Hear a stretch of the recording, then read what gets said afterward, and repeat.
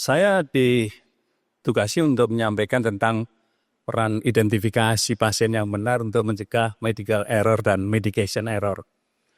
Hari ini tanggal 17 September, World Health Organization menetapkan sebagai World Patient Safety Day.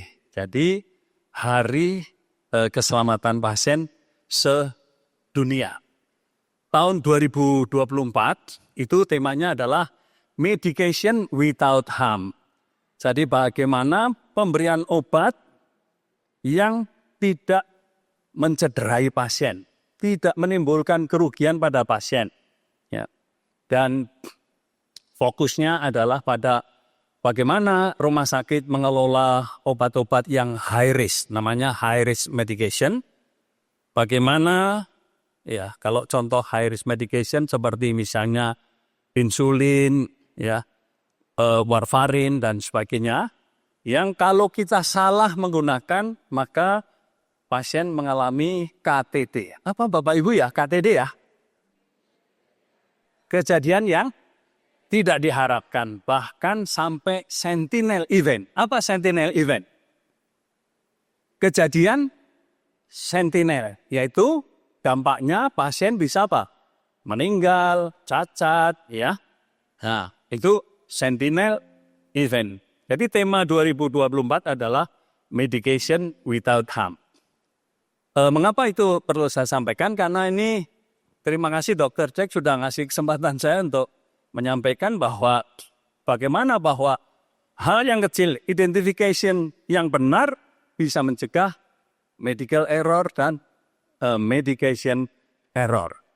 Saya kebetulan bergerak di bidang rumah sakit lebih dari 25 tahun dan diakreditasi jadi surveyor sejak tahun 1996.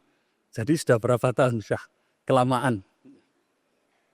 Baik, Bapak Ibu yang saya hormati, ini pokok bahasan yang akan saya sampaikan mulai dari pendahuluan, identifikasi pasien yang benar, medical error dan medication error, dan bagaimana peran identifikasi yang benar di dalam mencegah medical error dan medication error, serta simpulan dan penutup.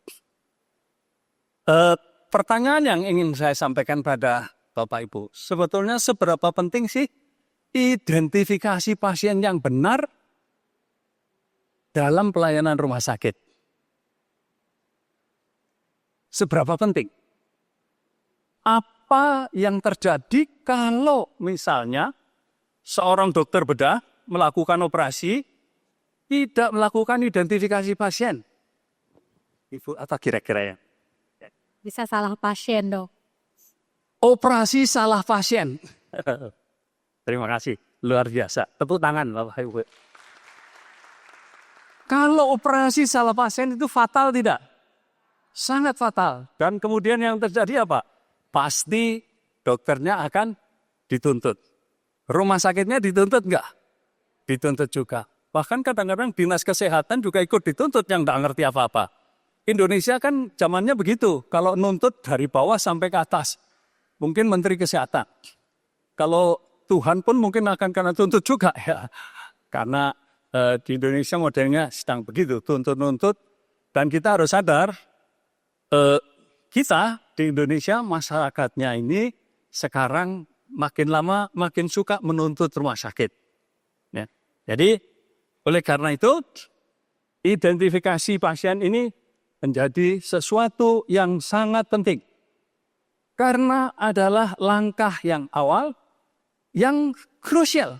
Kalau kita tidak melakukannya, maka tadi disebutkan kesalahan identifikasi bisa menyebabkan apa? Kefatalan, ya, yang disebut dengan sentinel event atau kejadian sentinel, ya, yang pasien boleh jadi bisa meninggal, cacat, ya. Bayangkan seorang pasien yang sebetulnya tadi operasi salah pasien, sebetulnya dia operasi appendektomi misalnya, dioperasi hemoroidektomi, ya. Kan boleh jadi karena ada kesalahan prosedur dan kesalahan pasien. Bapak Ibu yang saya hormati, salah satu contoh Kalau tadi identifikasi pasien, apakah hanya dokter atau perawat saja yang harus melakukan identifikasi pasien sebelum menjalankan tugasnya? Ternyata tidak, Bapak Ibu. Petugas laboratorium pun harus menjalankan identifikasi. Prosedur yang benar adalah seorang petugas laboratorium sebelum mengambil darah, tabungnya harus dia tempelkan identitas pasien, ya, tempelkan dan kemudian menunjukkan identitas pasien itu kepada pasien. Apakah ini benar nama Anda dan tanggal lahir Anda? Ya. Kalau ya, baru tabung itu ambil darah dan isi tabung. Ini terjadi di Amerika Serikat. Sebetulnya contoh Indonesia ada ya. Cuman aku kalau pakai contoh Indonesia suka nggak enak hati. Saya pernah ceramah, tahunya yang bersangkutan ikut mendengarkan ceramah saya itu. Jadi habis itu rasanya, aduh semalam nggak bisa tidur. Jadi kita ambil contoh dari luar saja, biar enteng. Ini di klinik fertility, di mana orang datang, pasangan datang untuk mencari apa? Supaya punya anak. Ya. Prosedur untuk mendapatkan anak ada di wanitanya, ada di bapaknya kan. Di bapaknya kan disuruh apa? Mengeluarkan sperma. Ya. Petugas laboratorium harusnya melakukan identifikasi tabung yang untuk diisi sperma, harusnya dia kasih identitas pasien, baru diserahkan kepada pasiennya. Celakanya, hari itu ada 2 pasang yang ingin mendapatkan pelayanan. 1 pasangan kulit putih, 1 pasangan kulit hitam. Celakanya lagi, si petugas tidak melakukan identifikasi. Jadi kepada bapak-bapak yang kulit putih, dia kasihkan tabungnya, Pak ini tolong nanti silahkan mengeluarkan spermanya di sana. Nah, dikasih tabungnya, belum ada identitas pasien. Kasih pasien yang kedua kulit hitam. Pak ini tabungnya, silahkan keluarkan sperma di sana tempatnya. Habis itu mereka selesai mengeluarkan sperma dan mau setor, rupanya petugas kita lagi sibuk nih, terima telepon. Halo, ya. Sudah selesai ya? Taruh situ. Ya. Satunya lagi datang, taruh situ. Setelah dia selesai telepon, apa yang terjadi? Dia lupa nih, mana yang kulit putih, mana yang kulit hitam. Ketukar Bapak Ibu. Apa yang terjadi? Ini, yang kulit putih berhasil nih. Bisa punya anak, tapi anaknya kulit hitam. Jadi akhirnya apa? Ya nonton dia lah. Dicek ya. Kalau langsung dicek untuk DNA, ternyata memang bukan anaknya yang kulit putih karena tadi ketukar spermanya. Ya, dampaknya sampai segini. Di laboratorium juga kalau misalnya darah sampai tertukar, itu juga bahaya karena dokter kemudian memberikan terapi yang salah. Jadi coba bayangkan ini, dia sudah senang bisa anaknya lahir, ternyata bukan anaknya. Dia kan nggak bisa masukkan lagi minta yang sperma saya dong. Nggak tahu spermanya udah sampai di mana gitu ya. Baik, jadi penyebabnya adalah kesalahan identifikasi. Apa definisinya dari identifikasi pasien? Di sini saya tekankan kepada identifikasi pasien yang benar. Karena banyak rumah sakit yang melakukan identifikasi tidak dengan benar. Ini, jadi identifikasi yang pasien yang benar adalah proses memastikan identitas pasien secara positif sebelum memberikan layanan atau tindakan dengan memadankan, mengecek minimal 2 pengenal unik. Jadi ada nama, tanggal lahir, nomor rekam medik, nomor induk kependudukan. Sekarang pakai nomor induk kependudukan. Namanya juga harus nama yang ada di dalam KTP. Karena kita sekarang sudah masuk ke dunia elektronik. Kenapa ini penting sekali? Namanya jangan sampai nama dia sebagai selebgram atau sebagai bintang film, ya, bintang televisi. Karena boleh jadi nama di KTP dengan namanya dia sebagai selebgram berbeda. Jadi yang dipakai adalah nama dari di eKTP. Dipadankan tadi pasien dengan gelang identitas. Jadi pasien rawat inap itu semuanya harus pakai gelang identitas. Ya. Kemudian ini dipadankan lagi dengan order atau instruksi dari dokter. Ya, kepada siapa? Karena sebelum memberikan obat kita harus memastikan 5 right. 5 benar. 1 harus benar identitas pasien. Yang kedua harus benar obatnya. Yang ketiga harus benar dosisnya. Yang keempat harus benar cara memberikannya. Dan yang kelima benar waktu pemberian. Jadi ini di dalam identifikasi yang pasien benar, ini meliputi hal tersebut. Ini kasus lagi di Amerika Serikat lagi ya Bapak Ibu. Ini kasusnya lucu tapi menyedihkan. Jadi ini tepatnya di sebuah rumah sakit di Amerika Serikat ya, namanya Peace Health Southwest Medical Center di Washington. Ada seorang pasien namanya David Wells. Dia tersedak dan kemudian tidak nafas dan tidak sadarkan diri. Kita tahu tidak sadarkan diri dalam tempo 5 menit saja sudah sangat berbahaya. Dikirimlah ke rumah sakit. Dan kemudian diberikan pertolongan untuk apa? Life saving ya. Dipasang ventilator dan lain sebagainya. Pak David ini itu satu kamar dengan Pak Michael Behler. Ini satu kamar. Masuk satu kamar, di sini dengan ventilator, di sini sudah oke, sudah mau pulang. Nah, petugas, ini Pak David ini kondisinya ya itu sudah agak melemah. Sehingga petugas minta izin pada keluarganya untuk mencabut ventilatornya.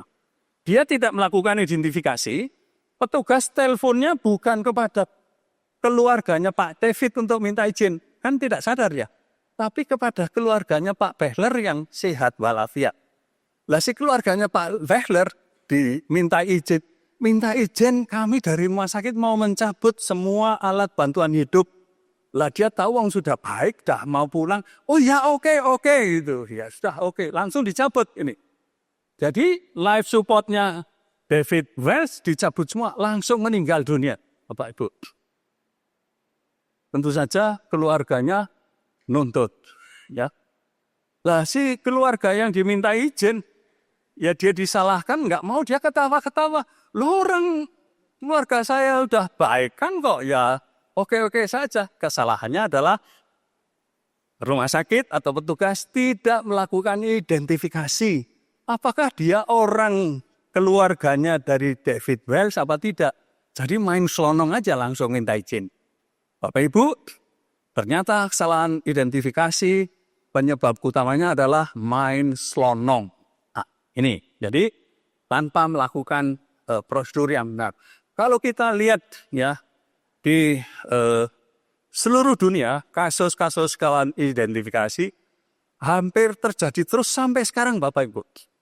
Ini kasus yang saya sampaikan yang tadi Pak David itu kasus 2021.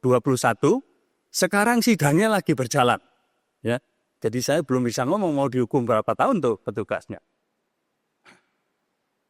Jadi identifikasi yang benar. Yang pertama adalah nama pasien, nomor rekamedik, nomor induk kependudukan.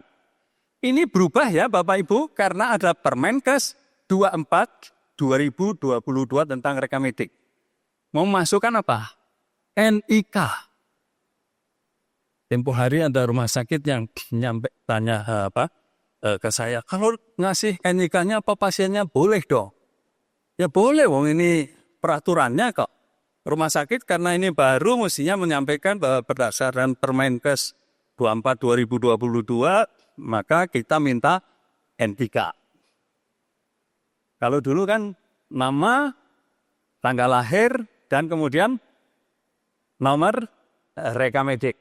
Nah, ini minimal, ini harus ada tanggal lahir atau dengan barcode atau QR code. Ya. Jadi mengidentifikasi dengan benar adalah minimal 2 dari ini. Teknologi informasi menyebabkan yang rumit-rumit menjadi mudah. Kenapa rumit? Karena identifikasi pasien itu ada 2 metode. Satu adalah dengan verbal.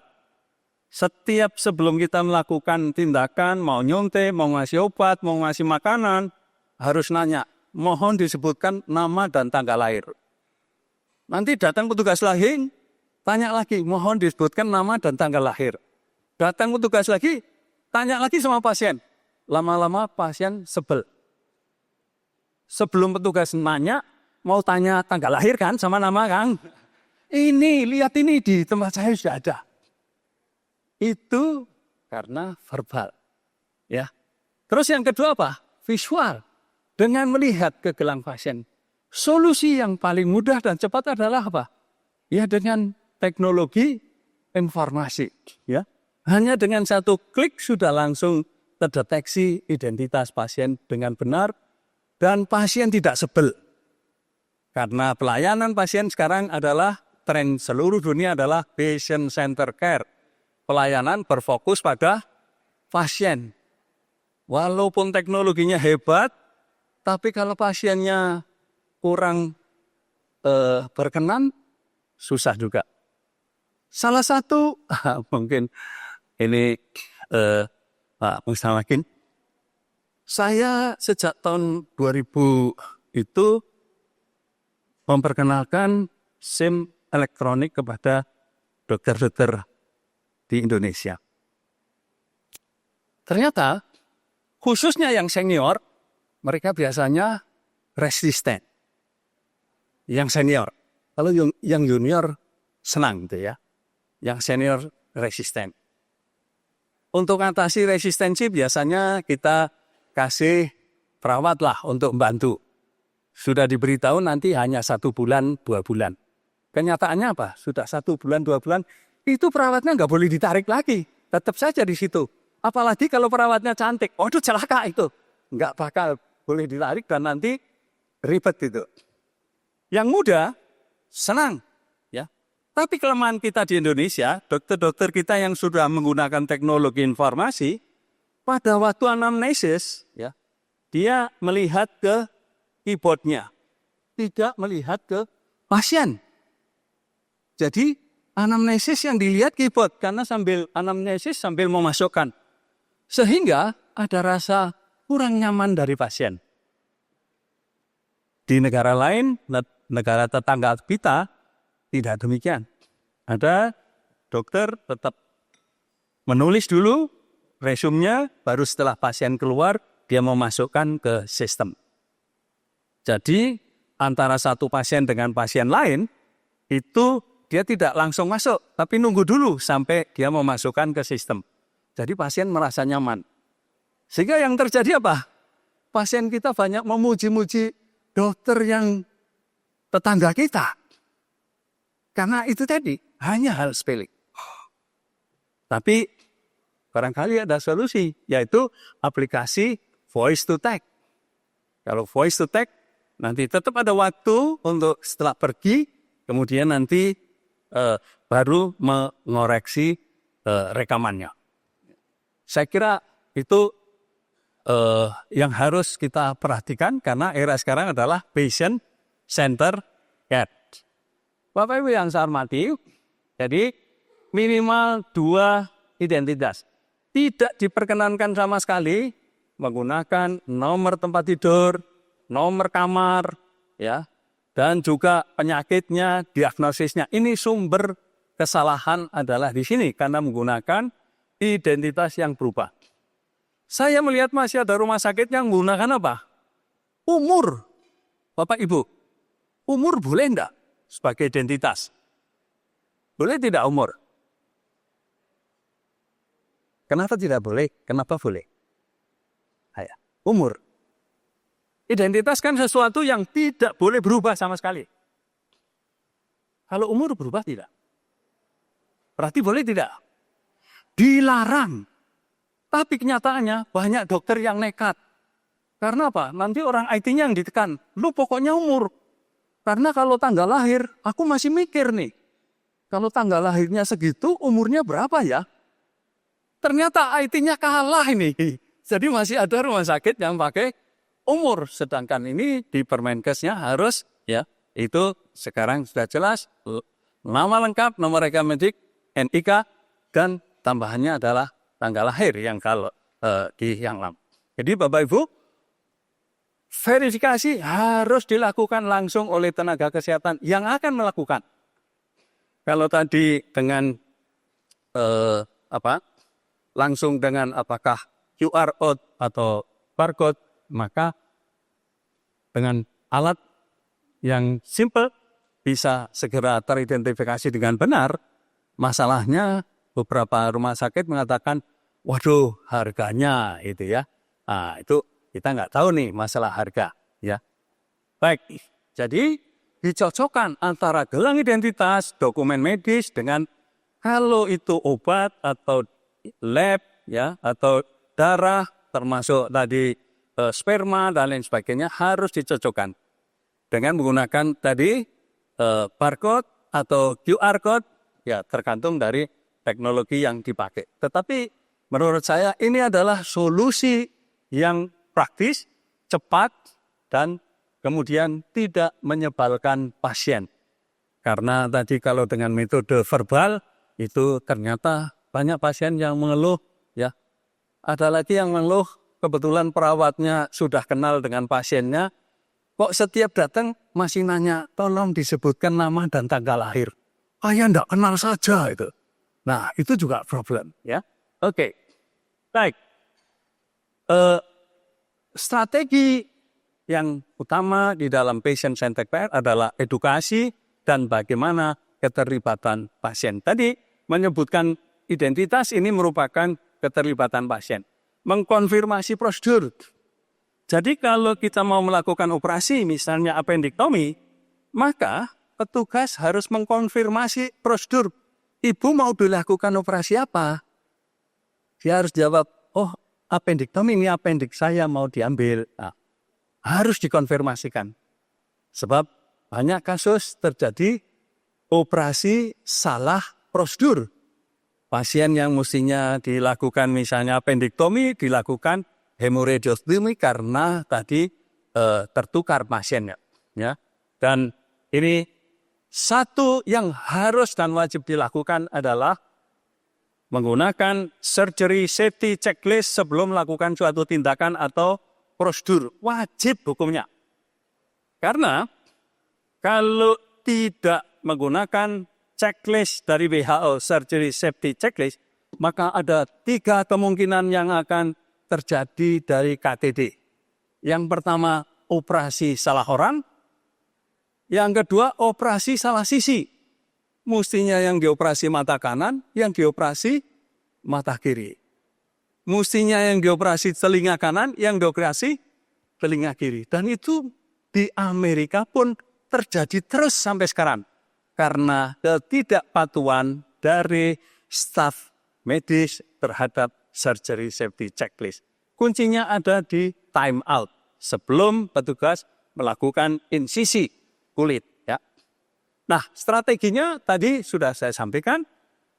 Pertama, harus ada kebijakan standar prosedur operasional, penggunaan gelang identitas, ya, teknologi barcode atau QR code, dan kalau untuk yang high alert medication, obat-obat yang high risk, ya, maka harus dilakukan double check. 2 orang memverifikasi 5 right tadi, ya, 5 benar tadi. 2 orang, tidak cukup 1 orang. Dan kemudian memberikan edukasi kepada pasien dan keluarga. Sekarang mengenai medical error dan medication error. Medical error adalah kegagalan dari nakes di dalam melaksanakan rencana medis dengan benar atau menggunakan rencananya yang dari awal sudah salah. Jadi rencananya benar, pelaksananya nggak benar, atau rencananya dari awal sudah salah. Kalau medication error adalah kesalahan pada 1 atau lebih tahapan proses penggunaan obat. Mulai dari dokter menulis resep, ya. Dulu dokter menulis resep secara manual. Apa yang terjadi Bapak Ibu? Berpuluh-puluh tahun kita para dokter, termasuk saya, punya persepsi bahwa tulisan dokter yang keren adalah tulisan yang sulit dibaca. Ini berpuluh-puluh tahun. Saya dulu tahun 78, ya, waktu begitu lulus jadi dokter, saya punya persepsi resep saya mesti keren dong. Tulisannya mesti jangan bagus-bagus. Saya pernah menulis resep untuk pasien, dapat telepon dari apotek. Apotekernya telepon, Dokter Toto, maaf, ini tulisan dokter saya nggak bisa baca. Mohon dokter datang. Saya datang, apa yang terjadi? Ternyata saya juga nggak bisa baca apa yang saya tulis. Ini celaka. Oleh karena itu solusinya ya Pak, electronic prescription. Jadi tidak ada apoteker salah baca resep, tidak ada lagi. Ya, electronic prescription. Karena apa? Ternyata saya pernah juga tanya ya pada pertemuan dengan para dekan-dekan fakultas farmasi, saya tanyakan, apakah di fakultas farmasi ada kurikulum menulis, membaca tulisan jelek dokter?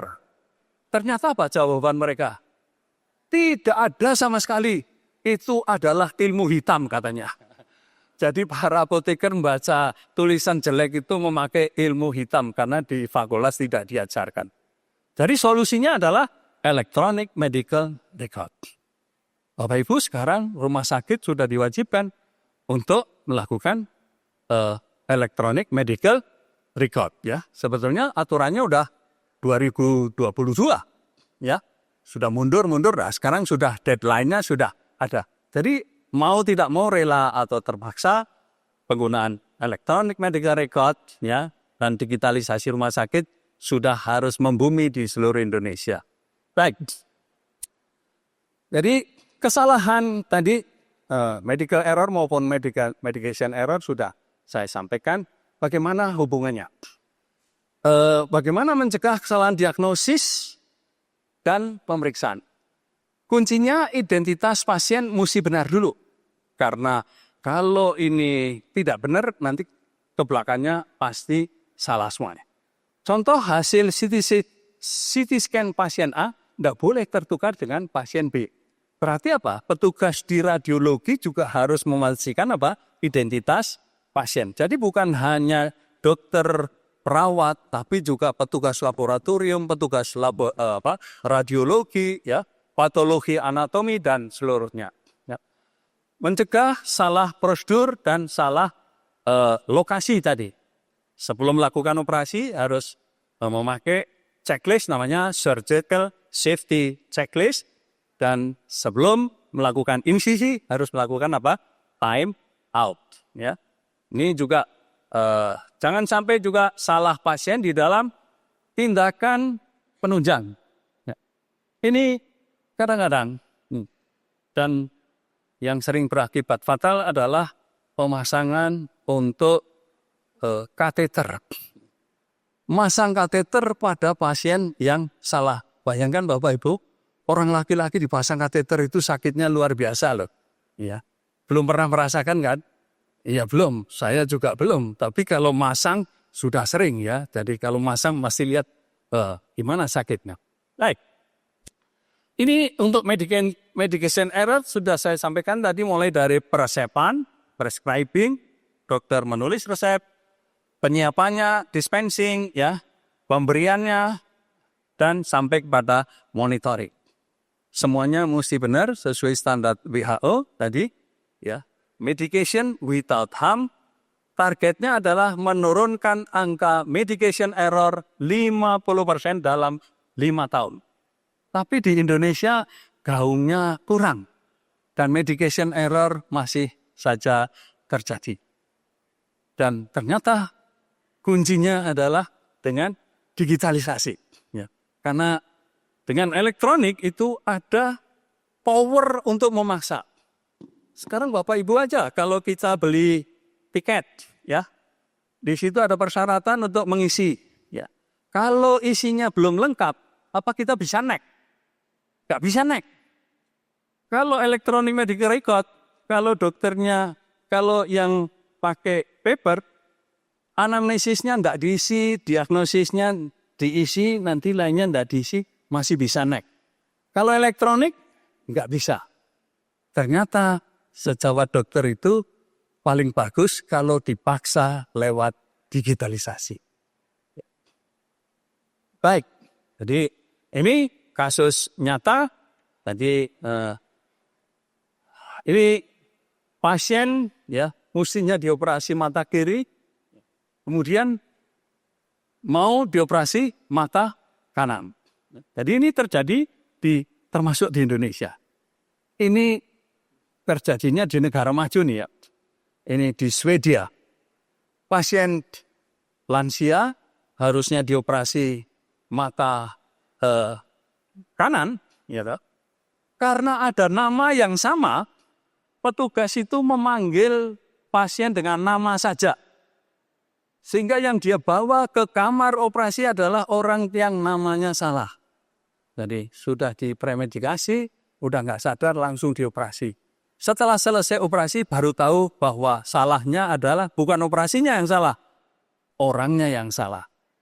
Jadi dokter boleh hebat, kalau kemudian perawatnya tidak disiplin, bisa mendatangkan malapetaka. Jadi ini manfaat dari identifikasi yang benar. Pertama, mencegah medical error, mencegah medication error, dan meningkatkan mutu pelayanan. Karena setiap medical error, setiap medication error pasti akan menyebabkan luka di hati pasien. Dan tidak kalah pentingnya adalah bagaimana membangun budaya keselamatan dengan selalu melakukan verifikasi, identifikasi pasien dengan benar. Itu yang paling penting. Nah, ini satu persatu dari tahap pelayanan, nanti Bapak Ibu bisa baca sendiri mulai dari pendaftaran dan admisi, bisa mungkin pasien tertukar rekam medik, salah diagnosis awal, nanti risiko medication errornya, data alergi, riwayat obat salah, risiko obat kontradiksi salah semuanya. Di pemeriksaan dan diagnosis, hasil lab radiologi tertukar, salah diagnosis. Ini risikonya hasil lab tertukar, dosis obat juga tidak sesuai. Dan seterusnya ini saya identifikasi satu persatu untuk Bapak Ibu dokter maupun juga perawat. Simpulannya, identifikasi pasien yang benar adalah pintu pertama keselamatan pasien. Setiap tindakan medis dan keperawatan harus dimulai dengan verifikasi identitas yang tepat menggunakan minimal 2 identitas. Kedua, pencegahan komprehensif terhadap medical error dan medication error. 3, budaya keselamatan yang berkelanjutan. Seluruh tenaga kesehatan harus berkomitmen untuk membangun budaya apa? Verifikasi identitas pasien sebelum melakukan suatu tindakan. Keselamatan pasien dimulai dari identifikasi yang benar, tidak ada kompromi. Ya, tadi Dokter Jack menyampaikan patient safety harga mati. Ya, jadi tidak ada kompromi. Harus patuh, kalau tidak patuh risikonya banyak. Baiklah, sebagai closing statement. Keselamatan berawal dari nama. Setiap gelang, sapa, dan barcode adalah pagar halus yang menahan kita dari jurang kesalahan. Saat 2 pengenal cocok, catatan selaras, hati hadir, risiko medical error dan medication error menjadi surut. Benar pasien, benar obat, benar dosis, benar waktu, benar rute. 5 right. 5 benar, semuanya mengikuti identitas yang tepat. Jangan terburu-buru, jangan berasumsi karena sudah kenal. Verifikasi adalah empati dalam bentuk kerja. Ucapkan nama, konfirmasi tanggal lahir, lihat gelang, pinde, catat, ulangi tanpa lelah. Di ruang rawat yang sibuk, disiplin kecil bisa menjadi penyelamat pasien. Satu tekad untuk kita semuanya, mulai dari nama, jaga nyawa, karena setiap identitas benar mengantar pulang harapan, utuh, dan damai. Assalamualaikum warahmatullahi wabarakatuh.